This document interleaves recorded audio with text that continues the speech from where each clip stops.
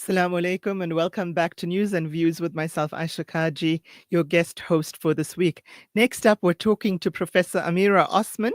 She's the Sudanese South African Professor of Architecture at the Tshwane University of Technology and currently holds the position of Sarchi Chair in Spatial Transformation. That's positive change in the built environment. She's also the joint coordinator of the international group CIB W104 Open Building Implementation. And she's the chair of the local organizing committee for the International Conference on Appropriate Technology. I'm not going to go through her full CV, but she has studied at the University of Khartoum in Sudan, as well as the Institute for Housing Studies in Rotterdam in the Netherlands. And she holds her PhD in architecture from University of Pretoria in the early 2000s. She is a Sudanese national, as I said, and she is very close to the current situation in Sudan. So Amira, thank you so much for being with us today and for agreeing to share your views on what is currently going on in Sudan. We do appreciate your time and your insights. Thank you so much, Aisha, for having me. Thanks to Salam Media for being one of the few avenues by which we can speak and one of the few media outlets that's actually focusing on the Sudan. We feel very sometimes very invisible and very unseen. So what Salam Media is doing is really, really appreciated by us. Well, I'm just a guest host here, but I also really appreciate that they do look into this situation because, as you know, Sudan is a country very close to my heart. I've done extensive work there when I was with the South African Institute of International Affairs and after. And the Sudanese people for me are probably amongst my favorite people anywhere in the world, let alone on the African continent. And I hurt to see what is going on. This current conflict started almost 2 years ago in April 2023.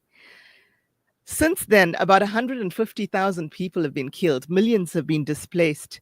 At least 17 million children are out of school. And many, many children have been affected by this war. In excess of 25 million, the UN actually suggests. So, this conflict is taking a huge toll on your people. And one of the main movers of this conflict is somebody I first met as a warlord in Darfur, Mohammed Dagalo, called Hemiti. When I first saw that he was part of the new army forces, I was really very dismayed. And my dismay has deepened into huge concern. Would you care to set the scene for us a little bit? Absolutely. Thank you so much. I think you know the Sudanese politicians a lot better than I do. I've never met Hemeti. I have no interest to meet him. But one thing that one needs to remember is that Hemeti and Al-Burhan, who currently leads the army, were partners in crime. Mm-hmm. In a genocide and the very tragic situations that happened in Darfur that got a lot of international attention many years ago. So they were really partners in crime. They were working together, and then they turned against each other. So I was in Sudan just 3 months before the war broke out. Right. And I've often said in talks and to friends that when I was there in January 2023, I felt safer in Khartoum than I often do in Johannesburg. Wow. It was like I could navigate the city alone at night, but there were indications, and I don't know if we were just not wanting to face the realities, or because you could see that the Janjaweed militia that Hemeti leads, you could see that they had these stop points at certain parts of the city. They were very visible. Their attire, where you actually can't see the whole face, which is a very unusual thing. It's so they were there in addition to the normal police presence or army presence, they had gradually, over a few years, developed a very strong presence in Khartoum. The war that broke out, I think you know that Sudan has always been a very troubled country on its peripheries. Yes. It's a massive country. It's never really been at peace. But this is the first time that the war targeted the capital city. So there are people that have referred to it as a very selfish city, or has been over the years, in the sense that we felt very safe in the capital. And I am a product of Khartoum University.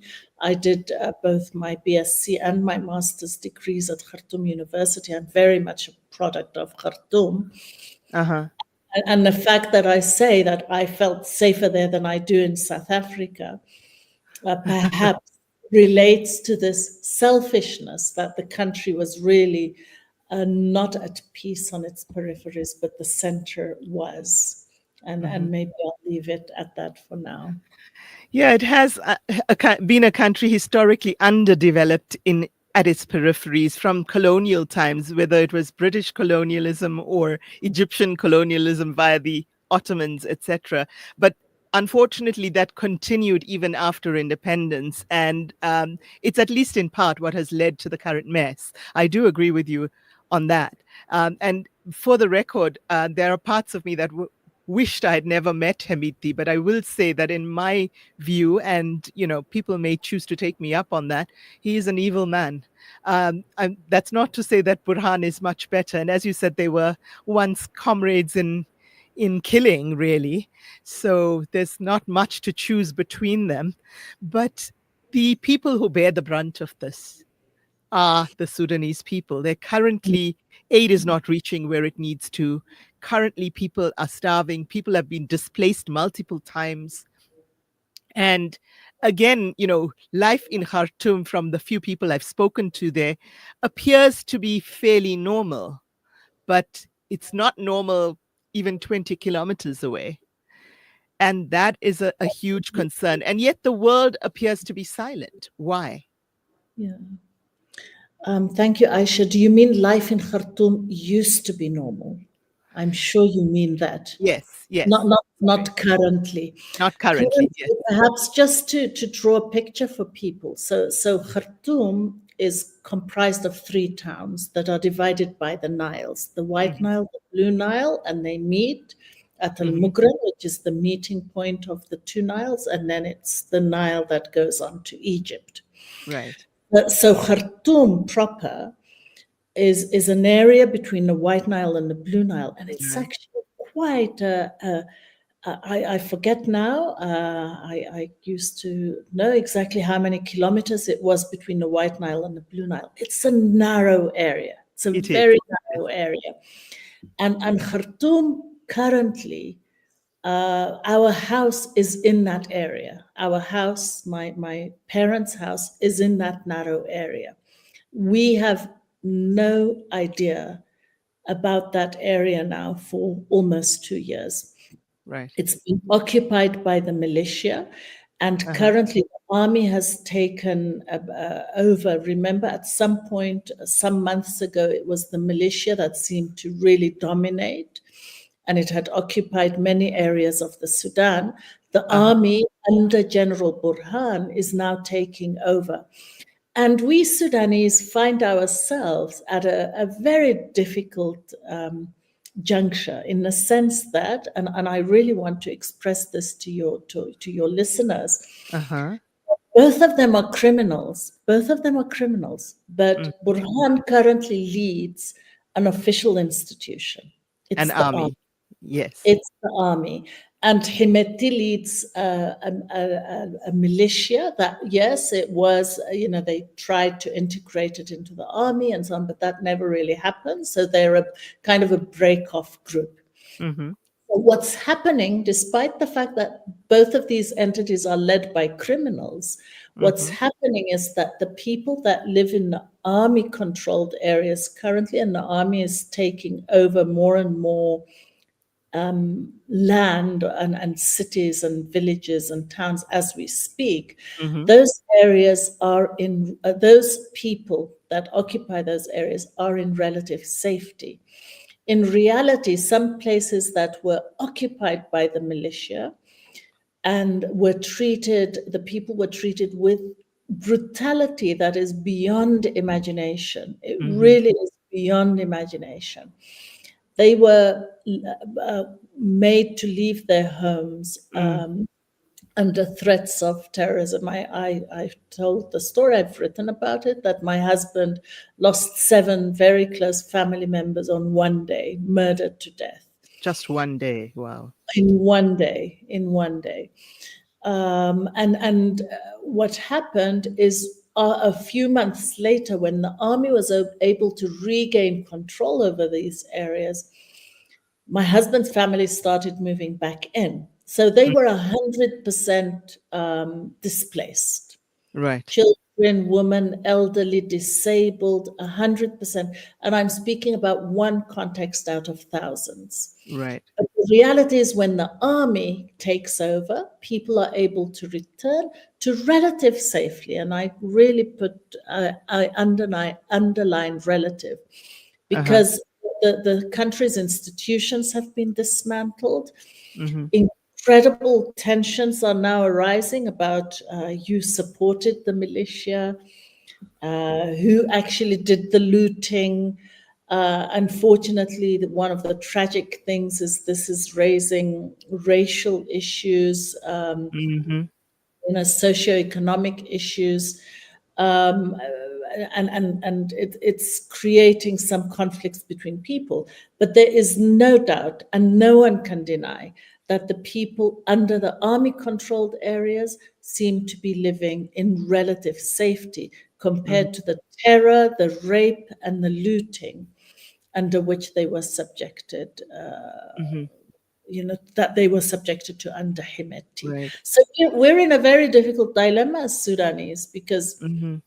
you want your family to be in an army-controlled area because that's safer for them. But you know that General Burhan is an absolute tyrant as well.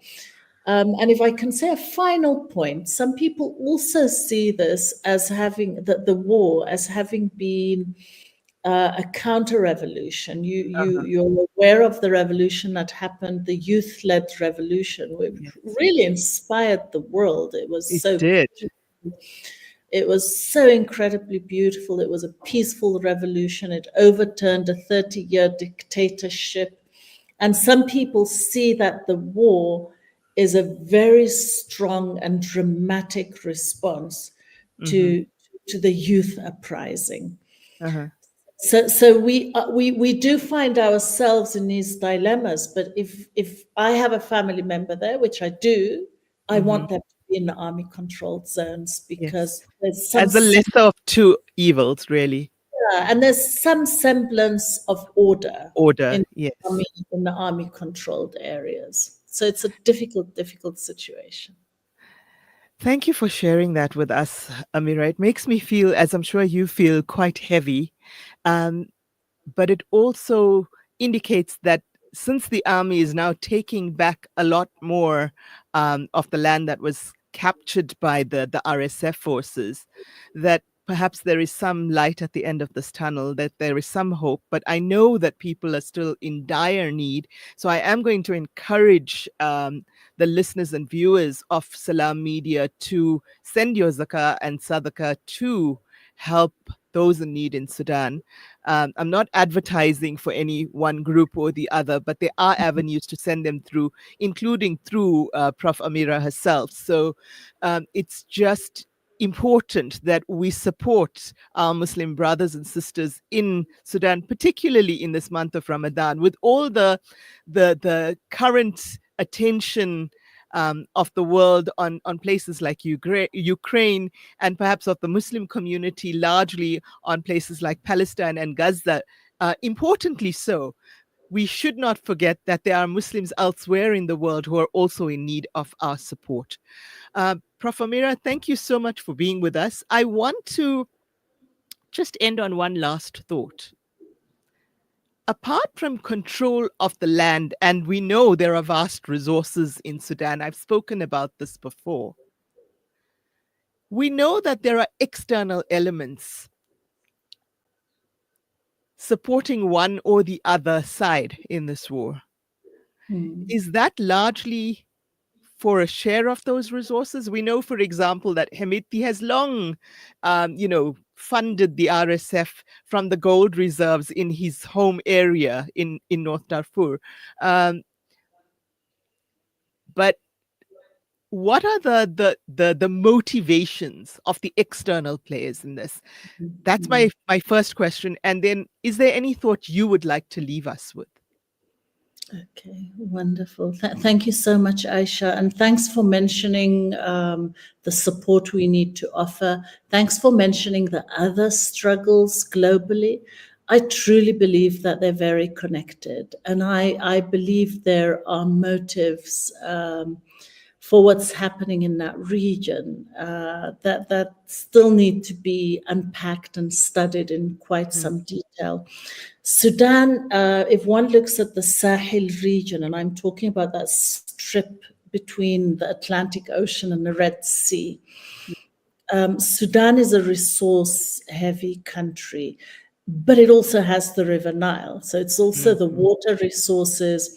As someone interested in cities and urbanization patterns and spatial patterns, the biggest changes in urbanization trends that happened in the Sudan prior to the war were because of gold mining. So some of the studies that I saw at the University of Khartoum when I was external examining just before a couple of years or a year or so before the war related to how people were moving from area to area because of the gold mining opportunities and the kind of housing issues that created and the kind of conflicts it created with the settlers. It was an interesting urban dynamic that was happening because of the resources. The Nile water in that whole Sahel region, the Nile is a massive resource. There will be battles over the Nile. Remember, in the early 2000s, the Darfur crisis was referred to as the first climate change war in history, something like that. And remember also that along that Sahel region, the borders are very fluid. So Hemeti, in addition to being a brutal warlord, he also belongs to an ethnic group that kind of resides along that Sahel Straddles region. the borders, yes. Exactly, with these very fluid borders. So there's the gold, there's the water. What has happened in Sudan can be described as a land occupation. There are stories about Palestinians that have carried their house keys for tens of years with no hope of returning to their homes. We currently carry our house keys in Khartoum, and it's an occupation. It's a land occupation, perhaps an attempted one. Let's see where the war leads us. I'm not sure. But we have to see it in that context, that it was a very deliberate, systematic land occupation. It was also a very deliberate, systematic eradication of a heritage of a people. So the burning of the libraries, the destruction of museums, the destructions of the archives, all of that was very systematic and deliberate. It's almost like to eradicate the presence memory, culture, history, heritage. Yes. Exactly. So it's really important for us to share stories and understand the relationships between places like Palestine, the Sudan, the Congo, and elsewhere. You know, what is really happening here in terms of these resources. And without any doubt, there are global forces supporting the gold in Sudan is still being shipped out of Sudan. Who's facilitating that? Who's paying for it? Who's buying for it? Who's bringing the arms to the Sudan? Yes. So those are very important questions, but the linkages with other struggles internationally and how markets operate internationally is also very important to consider. Mm-hmm. Well, that's a good note to end on. Thank you very much, Amira. Thank you for being with us. Thank you for sharing your insights, your personal stories of your husband's family and yours. I hope that the key you carry someday leads you home. Assalamu alaikum wa rahmatullahi wa barakatuh. Wa alaikum assalam wa rahmah. And with that,